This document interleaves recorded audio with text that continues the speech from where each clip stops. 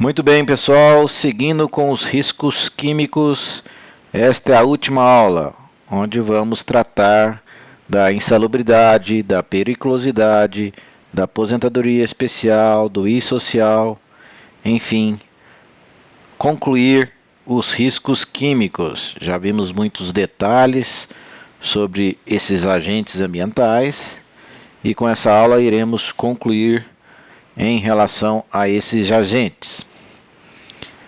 Lembrando que os riscos químicos em relação ao adicional de insalubridade, ele está na NR15, nos anexos 11, 12 e 13, sendo que o anexo 11 trata dos agentes químicos cujo adicional de insalubridade é caracterizado por limites de tolerância e inspeção do local de trabalho.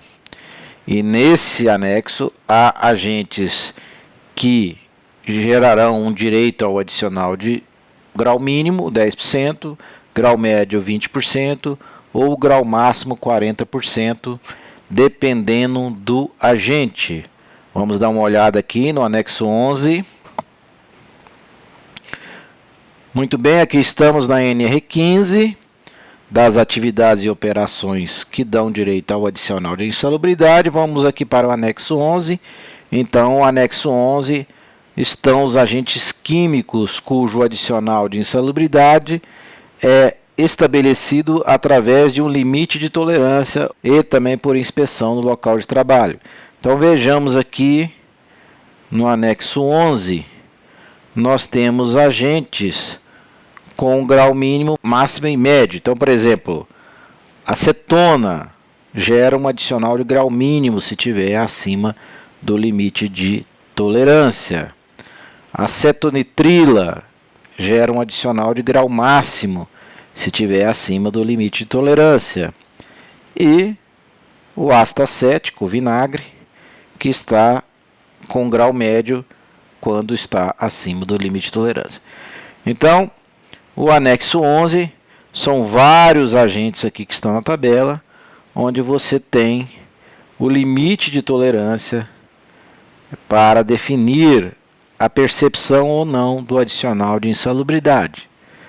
Vejam que também em algumas situações você não mede o agente, aí é a situação da inspeção do local de trabalho. Por exemplo, asfixiante simples. Nós vimos que quando o agente é um asfixiante simples, o que nós precisamos medir é o oxigênio, que não pode estar abaixo de 18%. Então, esse é o anexo 11, que temos o adicional de insalubridade baseado no limite de tolerância. O anexo 12, nós vimos que são as poeiras minerais, todas elas gerando um adicional de insalubridade de 40%, ou seja, grau máximo. Nós vimos o anexo 12, tem 3 poeiras minerais. Vamos dar uma olhada. Aqui estamos, anexo 12, lembrando que são 3 poeiras minerais. O asbesto, o manganês e a sílica. Então, se vocês forem ler, vocês vão ver que tem um limite de tolerância para cada um desses agentes, cada uma dessas poeiras minerais. E se faz jus ao adicional de insalubridade caso os limites de tolerância sejam excedidos.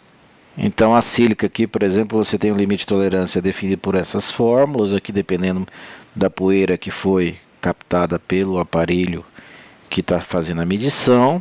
O manganês, que está aqui com um limite de tolerância de 5 mg por metro cúbico para uma jornada de 8 horas nos trabalhos de mineração, extração do manganês.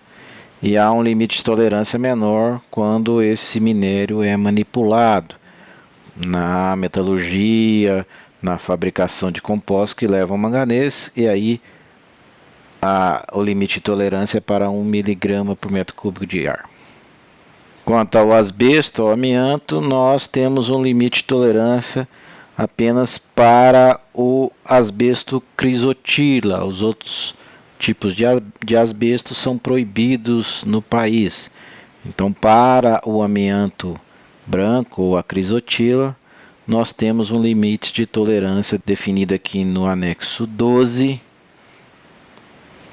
Aqui, o limite de tolerância para fibras respiráveis é de 2 fibras por centímetro cúbico de ar. Então, os agentes do anexo 12 apresentam limites de tolerância para que se possa configurar a percepção ou não do adicional de insalubridade. E o anexo 13, que são agentes químicos cuja avaliação é qualitativa, é por inspeção, pelo tipo de atividade que o trabalhador desenvolve com aquele determinado agente químico. Nesse anexo 13, nós teremos agentes também com variações no valor do adicional de insalubridade de grau mínimo, médio e máximo. Aqui nós temos os maiores conflitos na área de agentes químicos, de se fazer jus ou não ao adicional de insalubridade, porque há um vazio jurídico aqui muito grande em termos de definir com clareza esse direito. Vocês vão ver que há muitos conflitos. Vamos aqui para o anexo 13. Então aqui está o anexo 13, agentes químicos, relação das atividades e operações envolvendo agentes químicos considerados insalubres em decorrência da inspeção do local de trabalho. Então aqui no anexo 13 não há limite de tolerância, há o tipo de atividades envolvida com aquele agente químico. Então, por exemplo, o arsênico, você faz jus a um adicional de grau máximo caso você trabalhe na extração e manipulação do arsênico. Ou, por exemplo, na fabricação de produtos parasiticidas, inseticidas com base no arsênico. Então, cada agente tem um percentual de adicional de insalubridade, dependendo do tipo de atividade desempenhada. Então, se você trabalha com conservação de peles usando o arsênico, já é insalubridade grau médio. E assim por diante com os vários agentes que tem aqui. Então, por exemplo, grau mínimo para quem trabalha com pintura a pistola com pigmentos que contenham arsênico. E assim por diante. Então, lá no final da NR15 você tem esse quadro aqui com os percentuais de adicional de insalubridade para cada anexo relativo a agentes químicos e também sobre os outros agentes físicos e biológicos. Enfim, lembrando que o adicional de insalubridade ele pode ser eliminado pela eliminação e neutralização desse agente, quer seja por EPI, EPC, mudanças no ambiente, toda aquela coisa que nós já aprendemos lá na aula de PPRA. E nesse caso, então, o adicional poderá deixar de ser pago. É preciso lembrar mais uma vez que o importante não é pagar ou remunerar a saúde do trabalhador para se expor a um agente de risco. O que nós temos que fazer é eliminar o risco e não pagar o trabalhador para se submeter ao risco. Isso é um contrassenso e que muitas vezes tem sido utilizado de maneira incorreta. Eu pago adicional de insalubridade, então eu não preciso fazer nada. Na verdade, isso é a maneira mais incorreta de se fazer segurança ao trabalho. Muitas vezes se dá só o EPI, achando que isso é a proteção do trabalhador. Nós vimos que não é nada disso, a aula de PPRA nós tratamos isso com clareza. Então, é importante que nós melhoremos o ambiente de trabalho, eliminando o risco e não remunerando o trabalhador para se expor ao risco. O próprio trabalhador precisa ser orientado nesse sentido, porque muito trabalhador quer receber o adicional. E na verdade o que ele deveria querer era a melhoria do ambiente de trabalho para que ele nem precisasse receber. Então a briga tem que ser no sentido de melhorar as condições do ambiente de trabalho. Muito bem, o adicional de insalubridade, nós já vimos em outros riscos, que dá uma série de dúvidas, uma série de brigas jurídicas, exatamente porque há um silêncio legal aí em muitas situações, né? E aí eu lembro o meu amigo Lenz Cabral, médico, professor, que sempre falava: onde a lei silencia, todos sentenciam. Ou seja, onde a lei não é clara, onde a lei não é muito objetiva, todo mundo dá um pitaco. Então é o que nós vamos ver em algumas situações aqui. Como a norma não é muito clara, todo mundo fica botando a sua opinião e muitas vezes a justiça em um canto define que é insalubre e em outro canto define que não é insalubre. Muitas vezes o juiz, como ele tem que se embasar num laudo pericial, então depende da interpretação do perito do juízo. Então o juiz que não é engenheiro nem médico, ele determina quando de uma ação questionando o direito ao adicional de insalubridade, o juiz vai determinar a perícia de um engenheiro ou de um médico para avaliar se há ou não o direito ao adicional de insalubridade. Então, os juízes eles se baseiam na informação que o perito fornece. E aí vocês verão que tem peritos concedendo insalubridade em situações bastante controversas e que geram uma insegurança jurídica importante. Vocês vão ver que tem lugar e para uma mesma situação, um mesmo tipo de exposição, alguns lugares concedem um adicional de insalubridade e outros não. Então isso aí é, ao meu ver, esse vazio que existe aí na legislação, na norma. Eu acho que nós estamos passando a hora de termos uma norma NR15 com um detalhamento mais limitador de quem realmente tem direito ao adicional de insalubridade. Isso dá muito questionamento. Vocês vão ver que muitos agentes do anexo 13 têm esses conflitos.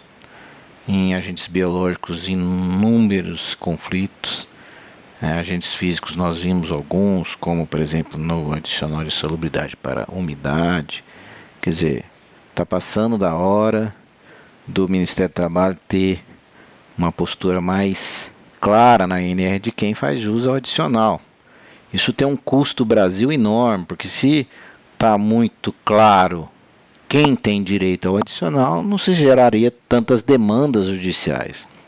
Então, o indivíduo que lava banheiro entra na justiça porque tem direito adicional de insalubridade por umidade. E como isso não está claro, vai ter que o juiz determinar se tem direito ou não. E aí ficam esses conflitos.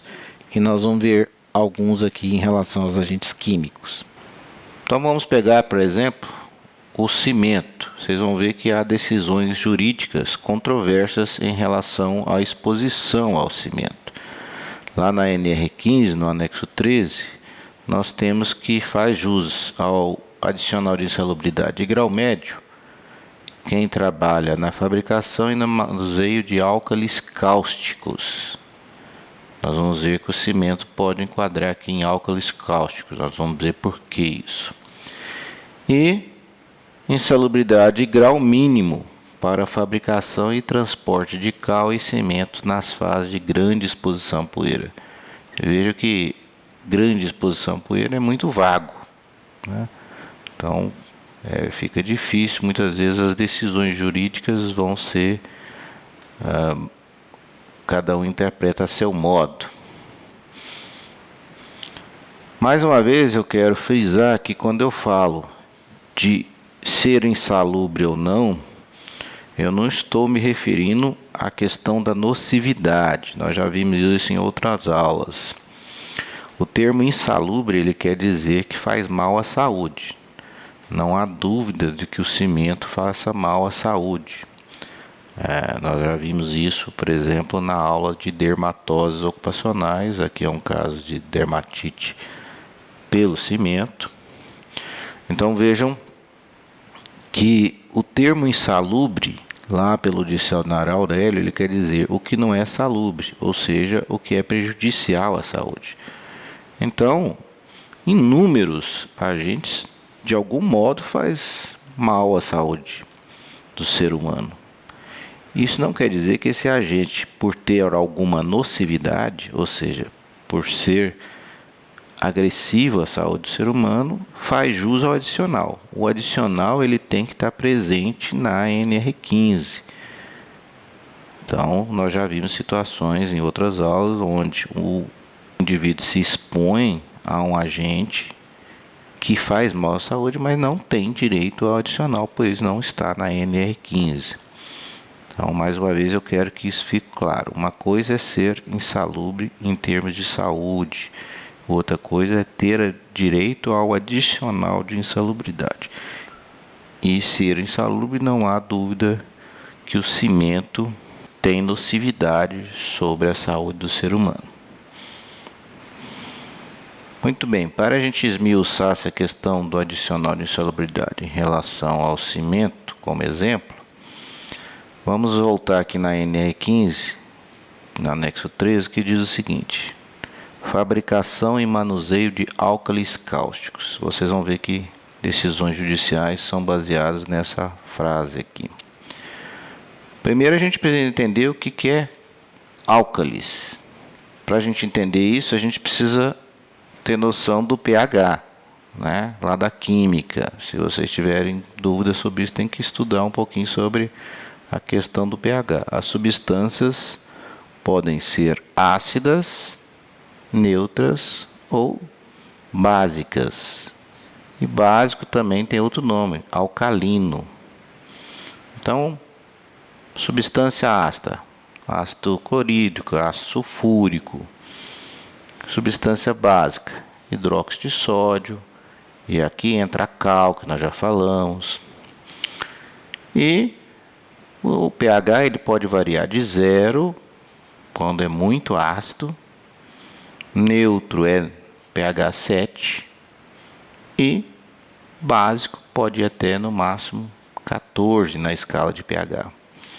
Então, uma substância neutra tem o pH 7. A água é o melhor exemplo da substância com pH neutro. A água no seu estado puro, H2O, ela tem um pH 7, neutro.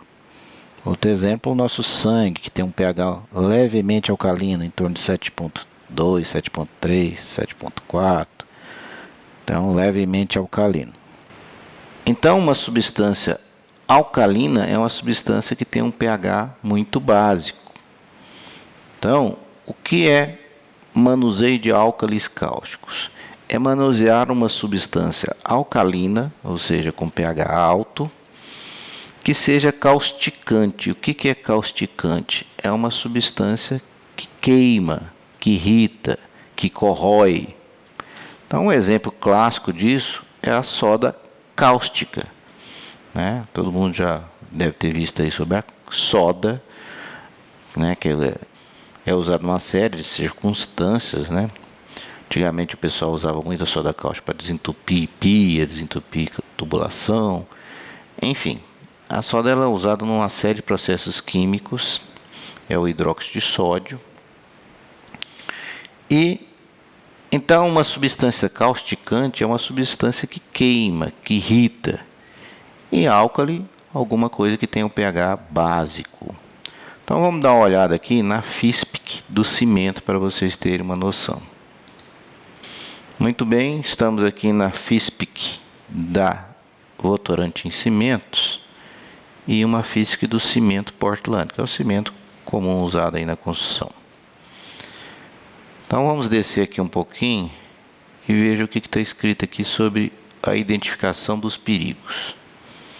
A pasta de cimento pode apresentar um pH elevado, que pode irritar a pele em caso de contato prolongado, uma alcalinização da pele, ou seja, aumenta o pH da pele e gera uma queimadura, ou seja, um efeito causticante sobre a pele, uma corrosão, uma queimadura da pele.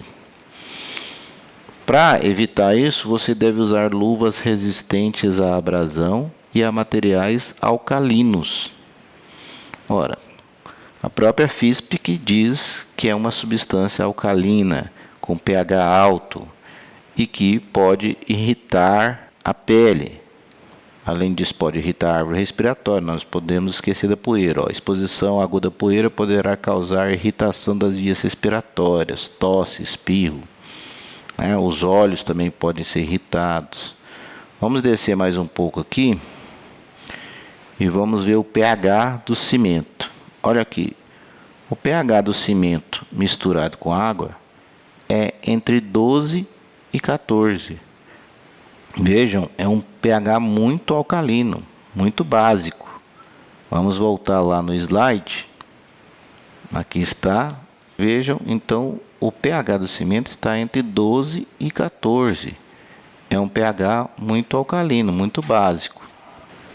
Vamos ver agora, por exemplo, uma FISP de uma cal. Muito bem, estamos aqui então na FISP da Votorantim Cimentos. Cal hidratada. A cal basicamente é hidróxido de cálcio, cerca de 95 a 98% de hidróxido de cálcio. E nós já vimos essa FISP antes em outra aula. Então ela pode causar irritação, vermelhidão da pele, inchaço, causar ressecamento, rachaduras, dermatite.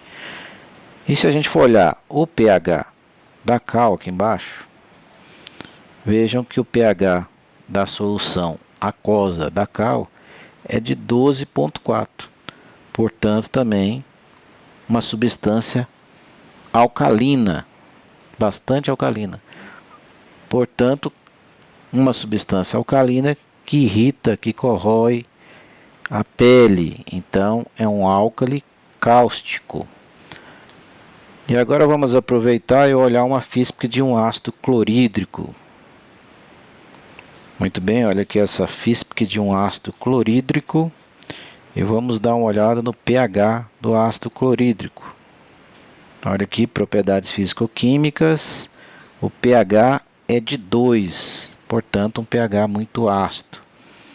Voltando ao slide, olha aqui, então o pH do ácido clorídrico está aqui em 2 e o pH da cal em torno de 12 ponto alguma coisa.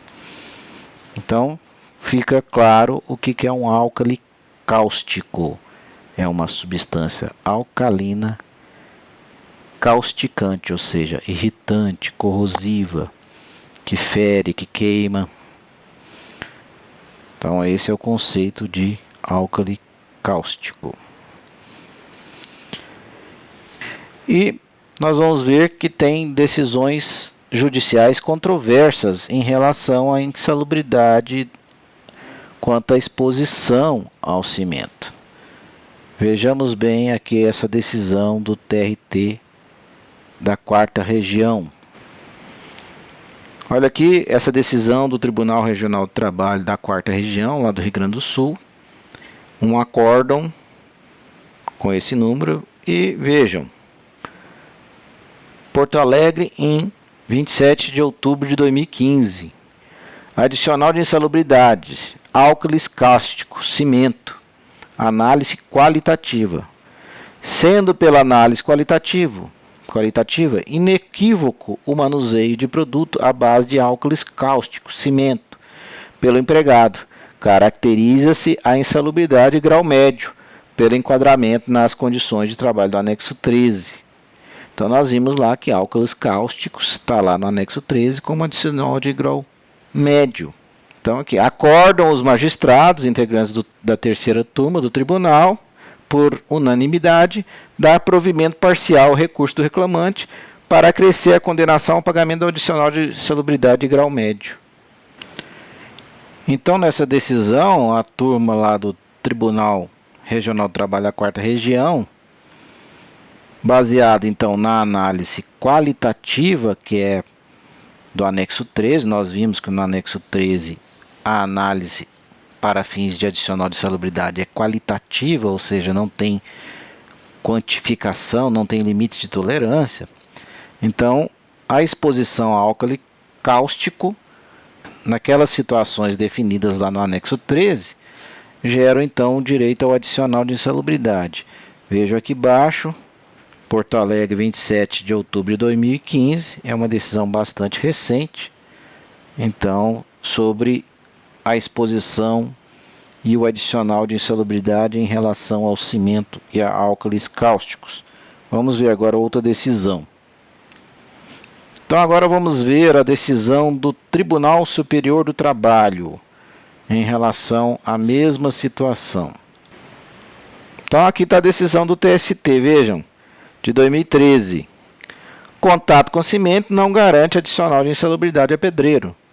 A quarta turma do Tribunal Superior do Trabalho reformou a decisão que concedeu adicional de insalubridade a um trabalhador da construção civil. Para os ministros, a jurisprudência do TST firmou-se no sentido de ser necessária para a concessão do adicional a classificação da atividade na relação oficial elaborada pelo Ministério do Trabalho de trabalhos insalubres, ou seja, a NR15. O pedreiro prestava serviços em obras de construção civil, aplicando chapisco e reboco de massa de cimento em alvenaria. De acordo com o laudo pericial, tinha contato permanente com produtos alcalinos e cáusticos, como cimento, massa de cimento, cal e areia. Bom, vejam, o TRT diz em 2015 que tem direito ao adicional aquele trabalhador que tem contato com cimento. Em 2003, o TST diz que não. Vejam o imbróglio jurídico que isso é, por falta de uma determinação por parte do Ministério do Trabalho com clareza do que faz jus ou não adicional. Nós não estamos falando novamente que o cimento não faça nenhum mal. Nós estamos falando do direito à percepção do adicional de insalubridade. Então fica a dúvida. Aí você, como da área de segurança do trabalho, define que não tem adicional. De repente vem uma decisão que tem adicional. Ora, nós precisamos ter isso com mais clareza, né? Então, se não for pagar o adicional para quem trabalha com cimento, é preciso que esteja bem documentada a parte de equipamentos, de proteção desse trabalhador, né? E evitar o máximo contato desses agentes com o trabalhador. Lá no anexo 13, não há dúvida que o cimento faz uso ao adicional de insalubridade na fabricação e no transporte, onde há geração de grande poeira de cimento, ou seja, então preocupando mais com a respiração desse agente e não com o contato com a pele. Mas vocês vão ver que isso é comum com vários agentes, esse conflito jurídico. Então, mais uma vez, eu acho que deveria ter um trabalho do Ministério do Trabalho para que aprimorasse essa norma, definindo com clareza as situações em que fazem jus, para evitar esse desgaste, esse custo do Brasil. Você imagina que esse trabalhador, para chegar no TST, ele levou anos, quer dizer, envolveu a Justiça do Trabalho da sua cidade, depois a regional do seu estado, depois chegou até o Tribunal Superior do Trabalho. Quer dizer, quantas pessoas e tempo foi envolvido, exatamente porque há um vazio jurídico, um silêncio na norma, gerando esses questionamentos. Um outro caso, a questão do mercúrio. O mercúrio é um metal líquido, né? Está aqui na tabela periódica nessa região. O símbolo do mercúrio é o H maiúsculo e G minúsculo, porque ele é também conhecido como hidrargírio. Então, o mercúrio é um metal líquido, conhecido há muitos e muitos anos, desde a Grécia Antiga. Por curiosidade, nós já citamos isso em outra aula, o mercúrio é o que é usado para medir a pressão do sangue. Então, quando a gente fala que o indivíduo está com 12/8, o certo é falar 120/80. 12 é quando a gente fala em centímetros e 120 é quando a gente fala em milímetros. Milímetros mesmo, né? Se você botar aqui, ó, 10 seria 10 centímetros de uma coluna de mercúrio. Isso aqui, ó, é um metal líquido lá dentro, é um mercúrio que está aqui dentro dessa coluna. Então a pressão é dada pelo peso do mercúrio aqui dentro da coluna. Como ele é um metal líquido, ele exerce uma força gravitacional aqui, e a pressão é medida baseado nessa coluna de mercúrio. Então, por exemplo, uma pressão de 20 seria uma pressão de 20 centímetros da coluna de mercúrio, ou 200 milímetros da coluna de mercúrio.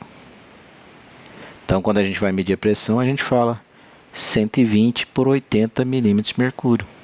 Essa é a medida correta de uma pressão. E aqui então outra situação de conflito. Lá na NR15, no anexo 11, vocês verão que o indivíduo que trabalha com mercúrio, exceto nas formas orgânicas, tem um limite de tolerância. E o trabalhador faz direito a um adicional de grau máximo quando se expõe ao mercúrio nas suas formas não orgânicas. Já no anexo 13, que trata da exposição qualitativa, não por limite de tolerância, lá fala que você tem insalubridade grau máximo para trabalhos com compostos orgânicos do mercúrio. Então, aqui é uma situação onde você tem uma exposição qualitativa, ou seja, o indivíduo trabalha na fabricação e manipulação de compostos orgânicos do mercúrio. Então, isso aqui só vale para compostos orgânicos, a análise qualitativa. E vocês vão ver que tem decisões jurídicas altamente controversas nisso. Então, compostos orgânicos, para a gente lembrar, são substâncias químicas que contêm em sua estrutura o carbono e o hidrogênio. Então, por exemplo, o metilmercúrio, e não o mercúrio metálico. O mercúrio metálico ele tem que ter limite de tolerância. Então, uma situação que gera conflitos jurídicos é o dentista, o protético, que trabalha com amálgamas com mercúrio. Isso hoje tem sido pouco usado, porque era usado para tratar cáries. Então você tirava a parte danificada do dente e colocava esse amálgama, essa liga metálica, né? E essa liga metálica usava o mercúrio.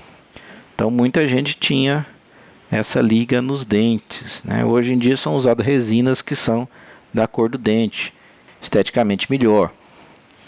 Mas quando você usa esse mercúrio aqui para fazer essa liga, é um mercúrio metálico. Então o mercúrio metálico ele precisaria de limite de tolerância. E não é uma análise qualitativa, porque a análise qualitativa é só para elementos orgânicos com o mercúrio. E aí a gente vê decisões onde um dentista que trabalhava com mercúrio metálico recebeu adicional de insalubridade. Então está aqui uma decisão do TST dizendo que uma cirurgiã dentista vai receber adicional de insalubridade e periculosidade acumulativamente, outro conflito, né, de receber os dois. Mas vamos pensar aqui na insalubridade, pois o laudo pericial constatou que a dentista fazia restaurações e estava exposta a condições insalubres em grau máximo devido ao contato com o mercúrio. Ora, aqui é o mercúrio metálico. Teria que ter medição para dizer se há o adicional ou não, se estava acima do limite de tolerância. Veja, eu não estou aqui dizendo, mais uma vez, que o mercúrio na sua forma metálica não faça mal. Mas o mercúrio metálico, ele é bem menos absorvível do que o mercúrio nas suas formas orgânicas. Vamos ver aqui na NR15. Vejam aqui o mercúrio na NR15 no anexo 11, aqui na coluna de absorção pela pele. Veja que não está marcado. O mercúrio metálico não absorve pela pele.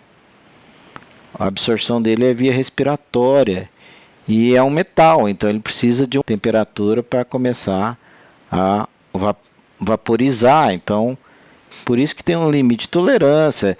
É uma substância não tão facilmente absorvível. Então fica aí sempre esses questionamentos, né? É claro que a empresa que tinha o dentista manipulando o mercúrio para fazer amálgama teria que fazer a dosagem do mercúrio no ar para ver se estava acima do limite de tolerância. E muitas vezes se define que a pessoa tem um direito adicional porque não foi medido. E muitas vezes na justiça você não consegue fazer essa medição, porque envolve contratação, custo, e aí às vezes é concedido indevidamente em função do perito, diante de não ter a medição, ele simplesmente coloca que há um contato com agente insalubre. Então, como nós dissemos, não é esse o ideal. Você paga o trabalhador sai com dinheiro para ficar se expondo a um agente químico que faz mal. Não é esse o objetivo que nós temos em saúde e segurança do trabalho. Na saúde e segurança do trabalho nós temos é que eliminar o risco, pagar o trabalhador para que ele possa se expor a uma situação de risco. Não é de maneira nenhuma o que nós devemos fazer em saúde e segurança do trabalho. Então nós vimos lá no PPRA que a prioridade é agir no meio ambiente, né? A higiene ambiental, atuando na fonte geradora, atuando no meio de propagação, atuando com EPC e, por fim, como última opção, o EPI, porque nós sabemos que ele é muito falho na proteção do trabalhador. E aí entra o adicional de insalubridade em algumas situações em que você ainda não conseguiu eliminar o risco. É preciso, diante desses tanto de conflitos jurídicos, se há ou não insalubridade, que vocês pesquisem. É muito difícil, como vocês viram, definir. Não, esse agente não tem insalubridade. Ou esse agente nessa situação não tem.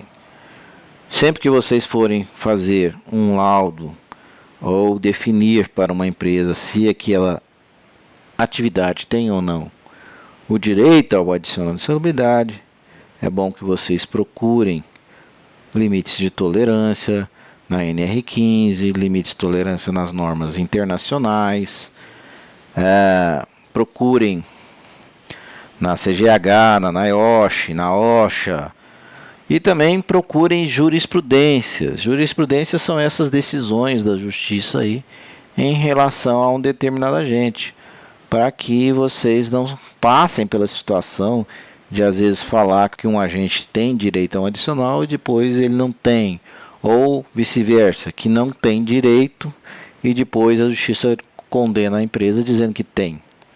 E isso tem que ser mostrado para o dono da empresa. Olha, nós temos conflitos jurídicos com relação a esse agente. Alguns juízes concedem, outros não. Como que vamos fazer? Quer dizer, o dono da empresa, o proprietário, tem que estar ciente da situação para que amanhã você não seja culpabilizado em função de uma tomada de decisão que você teve. Sempre que tiver dúvida, é importante dividir essa responsabilidade. Não deixem nunca de pesquisar. Hoje existe uma facilidade muito grande de se pesquisar na internet, em todas essas normas. Então, nós ensinamos a pesquisar sobre vários agentes nas primeiras aulas de agente químico. É preciso que vocês conheçam também a LINAC, ou Lista Nacional dos Agentes Cancerígenos para Humanos. Vocês têm aí para baixar junto a essa videoaula. Nós colocamos aí para vocês baixarem. Então, a lista nacional de agentes cancerígenos para humanos. Então, está aqui, lista nacional dos agentes cancerígenos para humanos, LINAC. E aí tem os agentes que são considerados cancerígenos. Em especial esse grupo 1, que é o chamado agentes confirmados como cancerígenos, porque os outros são suspeitos.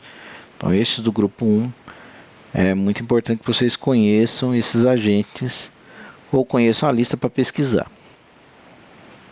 Quanto ao adicional de periculosidade, nós sabemos que são estas as situações que fazem jus ao adicional de periculosidade: atividades com explosivo, atividades com inflamáveis, atividades com substâncias radioativas e radiações ionizantes, atividades sujeitas à violência física, atividade com energia elétrica e atividades com motocicleta.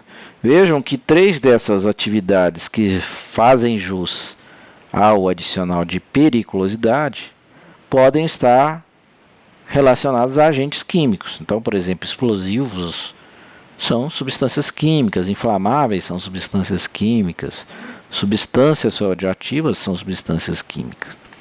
Então, são 3 situações que fazem jus ao adicional de periculosidade e que estão relacionadas a agentes químicos. Para citar o exemplo de explosivo, nós temos aqui o ácido nítrico. Se vocês procurarem o ácido nítrico, ele está lá na NR15 como um agente insalubre, e é dele que se faz o TNT, que é o trinitotolueno, que é um explosivo. Então vamos ver aqui a FISP do ácido nítrico. Então aqui está a FISP do ácido nítrico. Vejam que é um insumo muito utilizado na fabricação de explosivos. É uma substância corrosiva que irrita a pele, os olhos, pode causar lesões graves nos olhos, lesão na via respiratória, na pele, provoca queimaduras severas na pele e nos olhos, provoca lesões oculares, pode provocar reações alérgicas, pode provocar alterações pulmonares, bronquite, enfim. É uma substância química que é nociva ao trabalhador.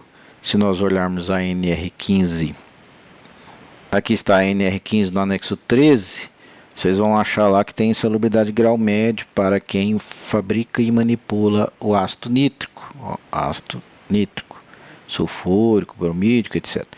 Então, quem trabalha com ácido nítrico tem direito ao adicional de insalubridade. Mas, como ele é usado também na fabricação de explosivos, vamos ver agora o trinitotolueno, que é o TNT. Então, mais uma vez, como nós ensinamos, aqui estamos na Wikipédia em inglês. Para traduzir, só clicar aqui, pedir para traduzir. Então, está aqui agora traduzido. O trinitotolueno é um composto químico mais conhecido como um material explosivo.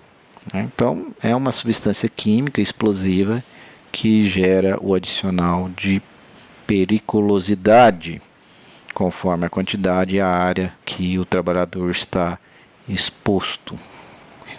Então, aqui uma situação de um agente químico dá direito ao adicional de periculosidade. Quanto a inflamáveis, podemos mostrar aí, por exemplo, os combustíveis que dão direito ao adicional de periculosidade. É uma substância química. Vejam, um trabalhador com a filmagem com a câmera especial, vejam que há realmente um risco de explosão. Olha lá o indivíduo abastecendo e olha a quantidade de vapor que é gerado durante o abastecimento. Por isso que não deve se usar celular, cigarro e etc. durante o abastecimento. Veja a quantidade de vapor que é gerado de combustível durante um abastecimento. Então, mais uma situação onde há um agente químico relacionado à periculosidade. Aqui também, substâncias radioativas. Vocês vão ver lá que na NR16, a exposição a alguns agentes químicos radioativos, né? Então, por exemplo, aqui nós estamos vendo um indivíduo manipulando iodo radioativo, faz jus ao adicional de periculosidade, né? Que é a aplicação e manuseio de radioisótopos para diagnóstico médico. Então, está definido que é uma situação onde faz jus ao adicional de periculosidade. Muito bem, agora então trataremos da aposentadoria especial.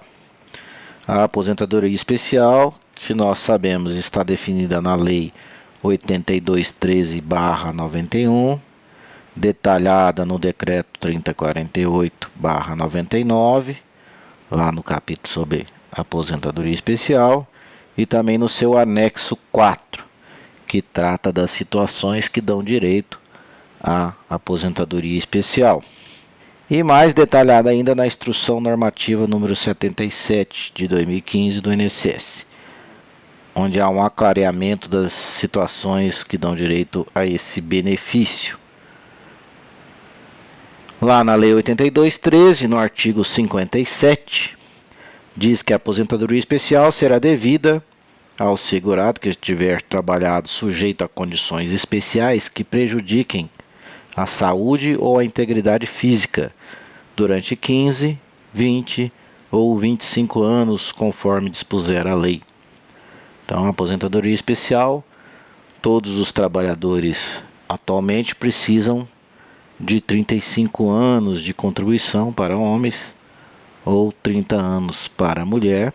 E a aposentadoria especial é uma aposentadoria precoce, com 15, 20 ou 25 anos de trabalho, quando o trabalhador está exposto a agentes nocivos à saúde. Parágrafo 3º diz que a concessão da aposentadoria especial deverá ser comprovada pelo segurado perante o INSS do tempo de trabalho permanente, não ocasional nem intermitente em condições especiais que prejudiquem a saúde ou a integridade física durante o período mínimo fixado. Então vejam, a comprovação de que a pessoa ficou exposta a agentes nocivos, ela é feita através do LTCAT e do PPP.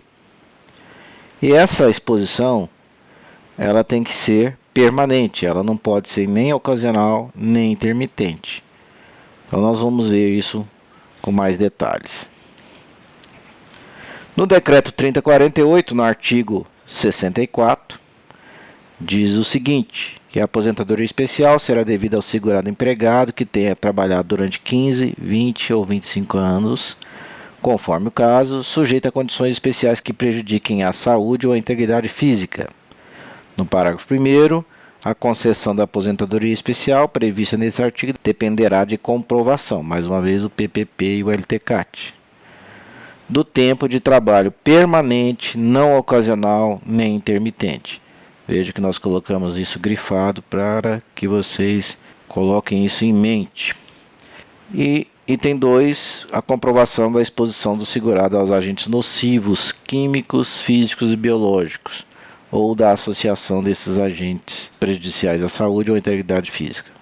Vejam que os agentes geradores do benefício de aposentadoria especial são agentes de natureza física, química e biológica.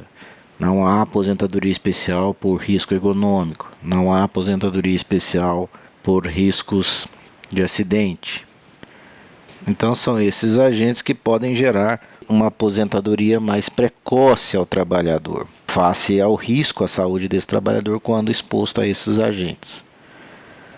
Existe uma tendência a tornar mais rígida essa aposentadoria, haja visto a situação da Previdência do Brasil, e com certeza o governo vai endurecer as situações que dão direito a essa aposentadoria precoce. Basta você ver que um trabalhador que trabalha com 25 anos, se ele começou aos 18, aos 43 ele está aposentado. É uma aposentadoria muito precoce, muito cedo, mas é claro que em algumas situações é necessária essa aposentadoria face ao risco à saúde. Porém, as situações de riscos mais graves que gerariam aposentadoria hoje são cada vez menos visíveis, face às mudanças que estão havendo nos ambientes de trabalho, as preocupações com a segurança e saúde do trabalhador.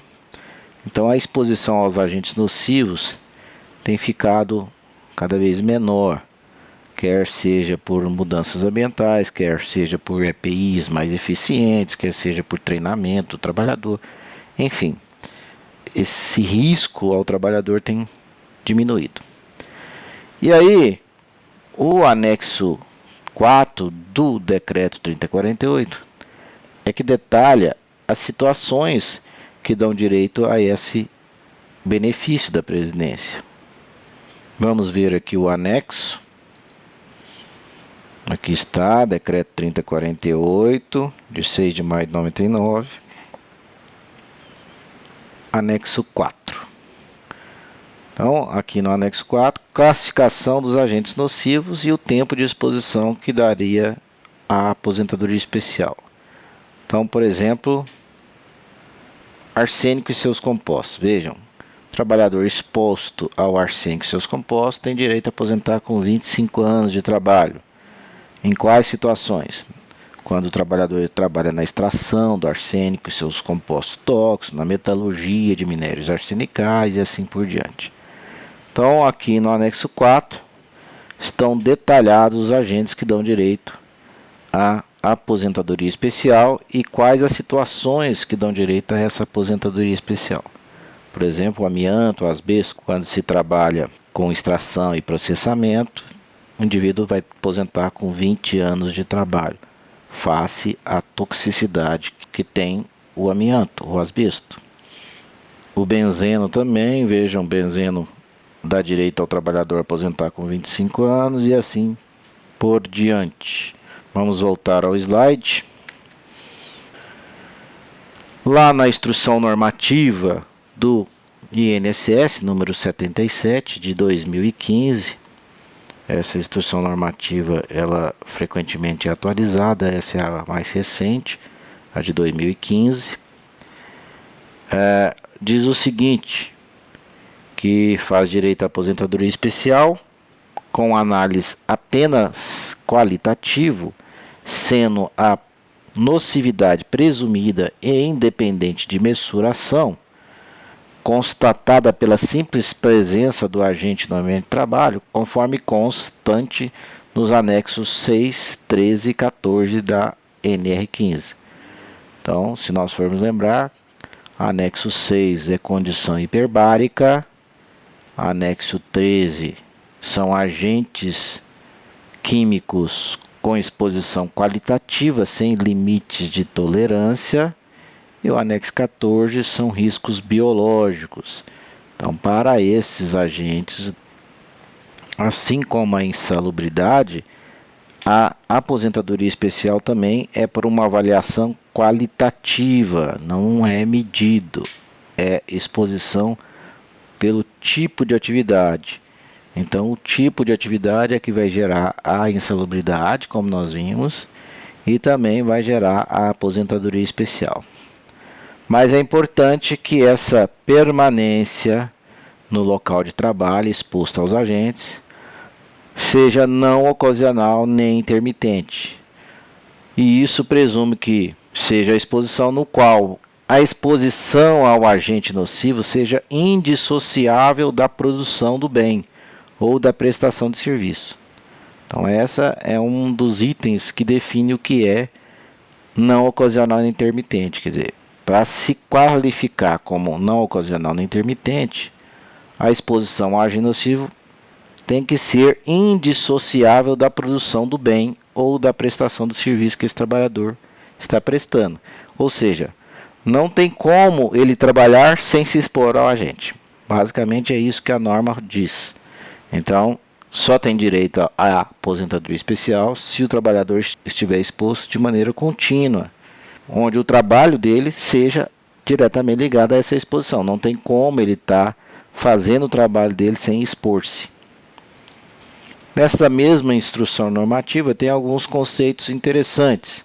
Primeiro, o que é nocividade, que é uma situação combinada ou não de substâncias, energias e demais fatores de riscos reconhecidos presentes no ambiente de trabalho capazes de trazer ou ocasionar danos à saúde ou à integridade física do trabalhador. Então, esse é o conceito de nocividade. O conceito de permanência é o trabalho não ocasional nem intermitente, no qual a exposição ao agente nocivo seja indissociável da produção do bem ou da prestação de serviço. Mais uma vez, não há como o trabalhador executar a sua atividade sem se expor ao risco que gera a aposentadoria especial. Alguns agentes, como nós vimos, a avaliação será apenas qualitativa, nós já vimos, anexo 6, 13 e 14, nos interessa nessa aula de agentes químicos os agentes do anexo 13, e em algumas situações quantitativo.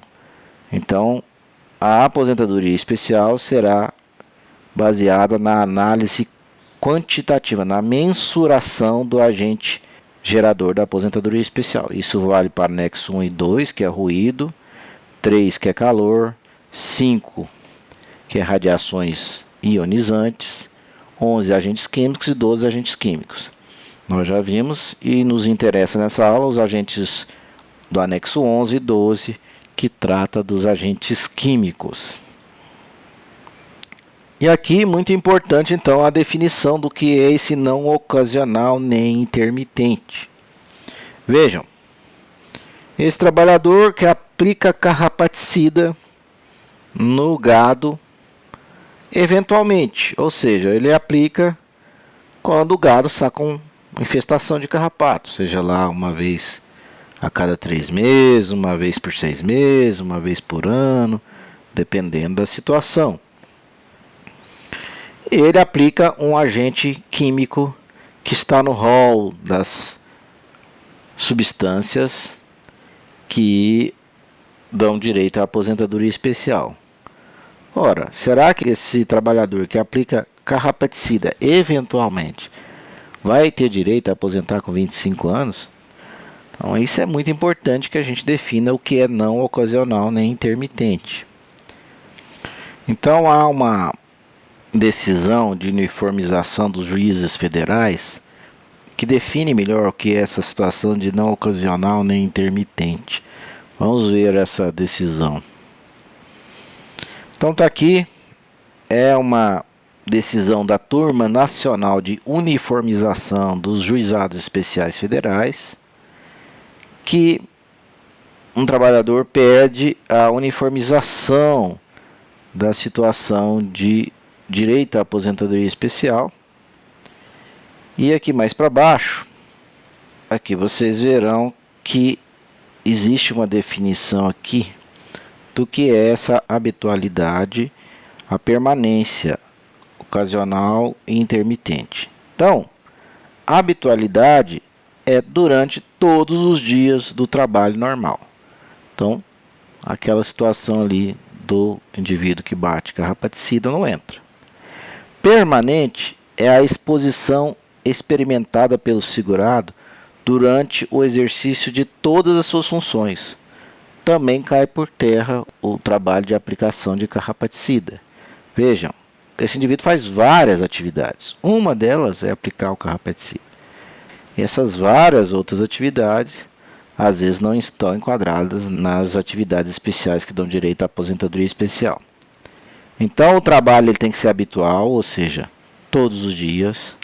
Permanente, ou seja, está exposto durante todas as suas atividades na sua jornada de trabalho.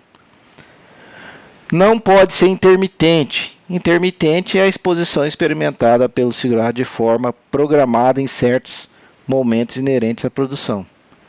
Então, intermitente é aquela situação, digamos que o trabalhador se expõe a um agente químico a cada 3 meses quando vai fazer a manutenção da máquina. Ela é intermitente, ela sempre vai ocorrer a cada 3 meses. Porém, ela não é uma exposição contínua. Ocasional é a exposição experimentada pelo segurado de forma não programada, sem mensuração de tempo, acontecimento fortuito, previsível ou não. É o caso do carrapaticida. Você não tem uma previsão de quando você vai aplicar carrapaticida. Você vai aplicar quando houver infestação. E essa infestação pode ocorrer a cada 12 meses, a cada 6 meses, a cada 3 meses, depende da situação de clima, da situação de própria infestação do ambiente com carrapato, depende do tipo de pelagem do gado, enfim, é uma série de fatores que interferem no nível de infestação de carrapato. Então, é uma situação de exposição ocasional. Essas situações intermitentes, ocasionais, não fazem jus à aposentadoria especial. Para fazer jus à aposentadoria especial, tem que ter habitualidade, ou seja, todos os dias do trabalho normal, e ser permanente. Tem que fazer parte das atividades do trabalhador na sua jornada de trabalho.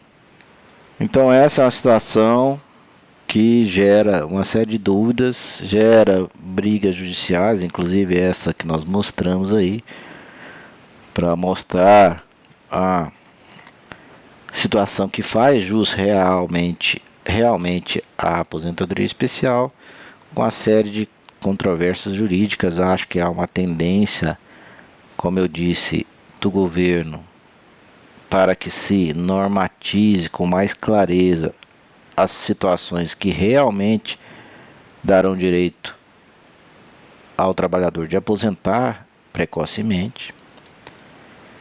E isso é uma tendência para que se evite a aposentadoria com um indivíduo muito novo.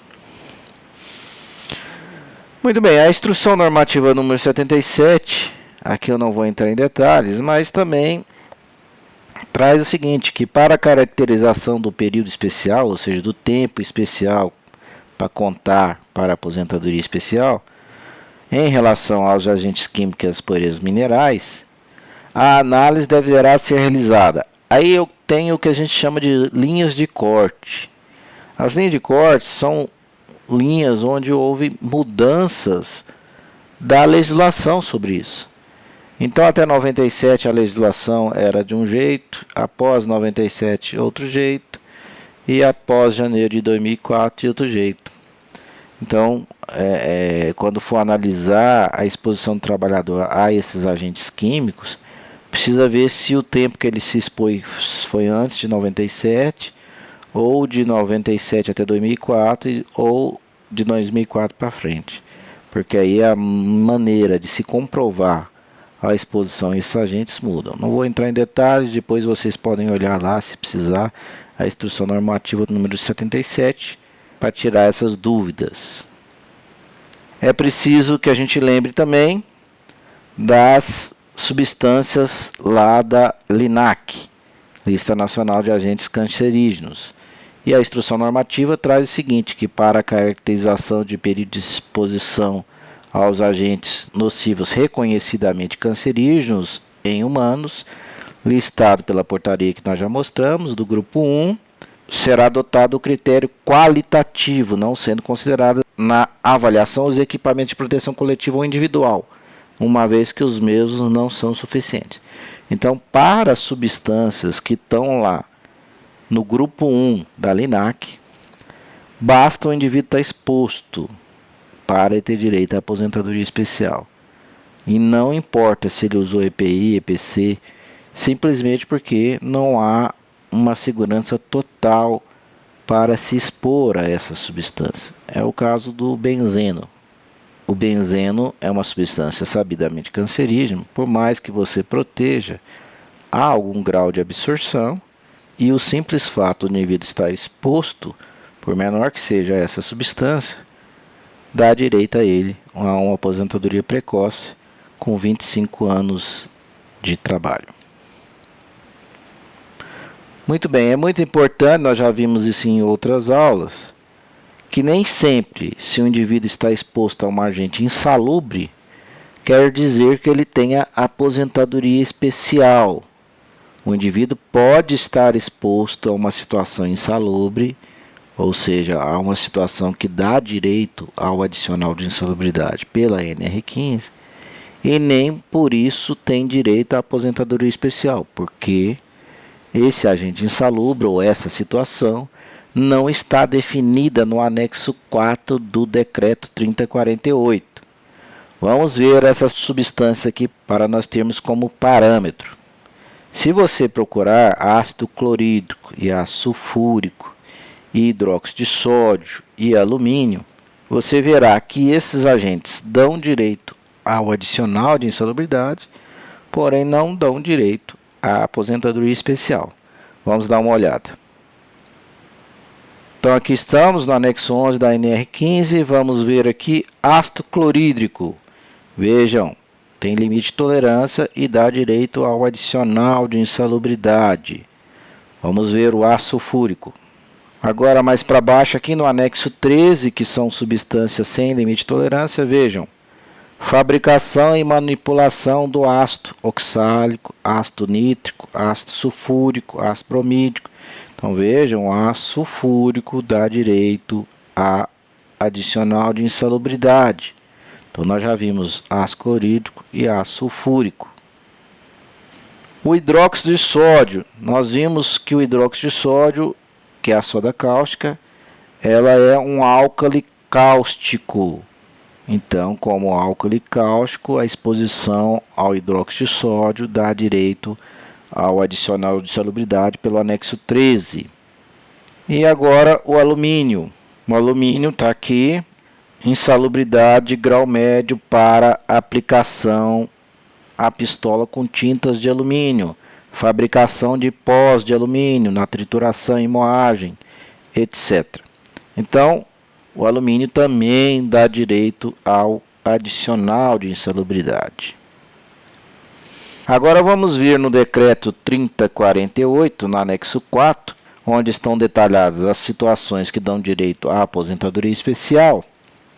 Muito bem, aqui no decreto 3048, vejam, vocês vão ver que não há hidróxido de sódio, nem ácido clorídrico, nem ácido sulfúrico, nem alumínio no anexo 4, que fala da aposentadoria especial.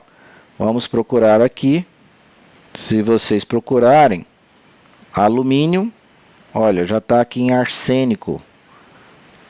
Asbesto, não tem alumínio, já passou para benzeno.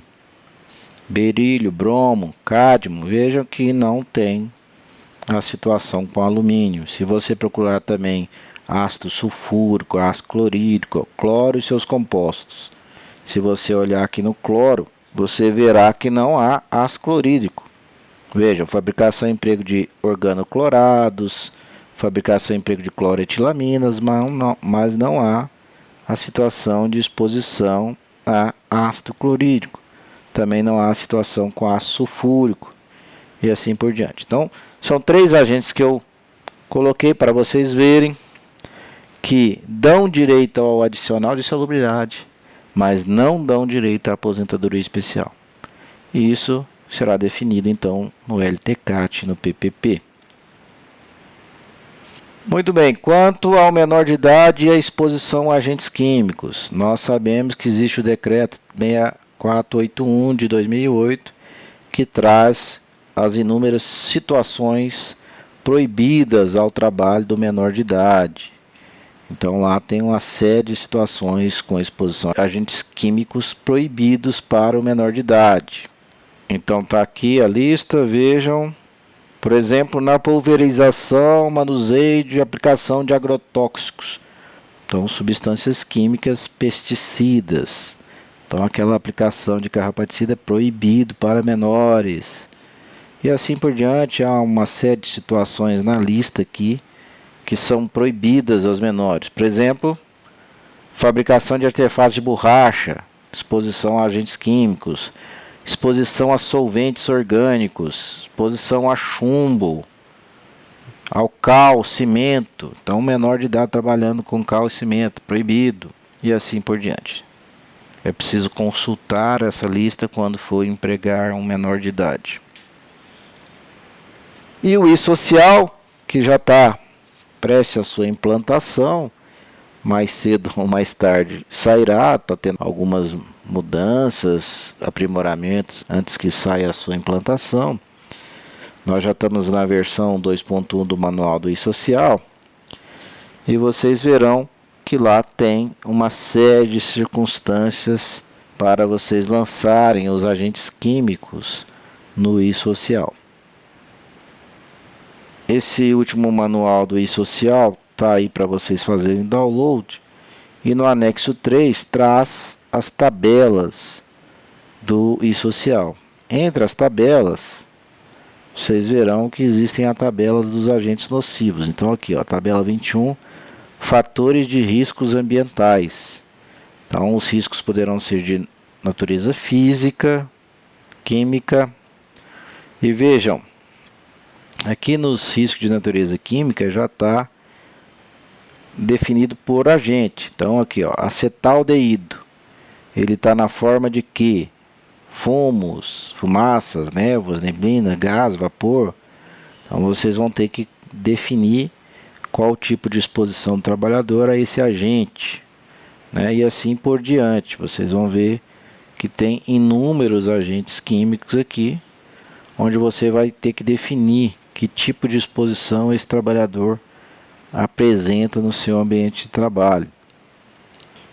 Mais para baixo, os agentes biológicos, bactérias, fungos, protozoários, depois ergonômicos. Vai ser preciso lançar os agentes ergonômicos e mecânicos, né, risco de acidente. Na tabela 22, os riscos que dão direito ao adicional de insalubridade e periculosidade. Então, risco físico, calor, ruído, radiação. Então, a insalubridade de qual grau foi gerado. Para o risco químico também, se a insalubridade é grau mínimo, máximo ou médio, e assim por diante. Então, o e-social vai ter que contemplar tudo isso. Então, vejam a série de agentes que estão lá na NR15 e o grau de insalubridade que você vai ter que definir aqui no e-social. Enfim, o e-social não traz nada novo em termos de agentes. São os agentes que estão lá definidos na NR15. O que vai precisar ser feito é um detalhamento de informação online dessas situações de exposição a agentes nocivos, tanto para fins de insalubridade, para fins de aposentadoria especial, periculosidade, etc. Aqui mais para baixo a periculosidade, exposição explosiva, inflamáveis. E aqui na tabela 23, a aposentadoria especial que falávamos há pouco. Então aqui você vai ter que definir quais os agentes que o trabalhador está exposto que dão direito à aposentadoria especial. Vejam aqui o arsênico, 25 anos de contribuição. E aí tem uma alíquota extra para recolher ao INSS desse trabalhador, de 6% da folha de pagamento dele. Então, já que ele vai aposentar mais cedo, a empresa tem que contribuir a mais para o INSS em relação a esse trabalhador. Um trabalhador exposto a asbesto, que vai aposentar com 25 anos, a empresa tem que contribuir 9% a mais sobre a folha de pagamento dele, para que esse trabalhador possa aposentar mais cedo, e assim por diante. Então isso tudo vai ter que ser definido no e-social, gerando um grande banco de dados. Ok, chegamos ao final dos riscos químicos e vamos dar início aos riscos biológicos, né? Falaremos dos trabalhadores expostos a agentes de natureza biológica que poderão causar doenças a esses trabalhadores. Muito obrigado por acompanharem o canal.